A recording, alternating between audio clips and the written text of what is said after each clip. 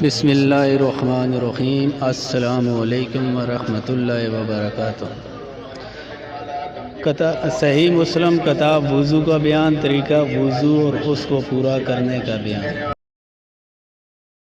زہیر بن حرب، یعقوب بن ابراہیم بن شہاب، عطا بن یزید لیثی حمران عثمان سے روایت کرتے ہیں کہ وہ فرماتے ہیں میرے سامنے عثمان رضی اللہ تعالی عنہ ایک برتن پانی کا طلب فرمایا، پس انہوں نے ہاتھ پر 3 بار پانی ڈال کر دھویا، پھر اپنا دایاں ہاتھ پانی میں ڈال کر کلی کی اور ناک صاف کیا، پھر اپنے چہرے کو 3 بار دھویا، پھر اپنے ہاتھوں کو کوہنیوں تک 3 بار دھویا، پھر اپنے سر کا مسح کیا، پھر اپنے دونوں پاؤں کو 3 بار دھویا، پھر کہا رسول اللہ صلی اللہ علیہ وآلہ وسلم نے فرمایا کہ جس نے میرے اس وضو کی طرح وضو کیا پھر 2 رکعتیں ادا کی، اس طرح کہ ان میں اپنے دل کے ساتھ باتیں نہ کرے تو اس کے گزشتہ گناہ معاف کر دیے جائیں گے۔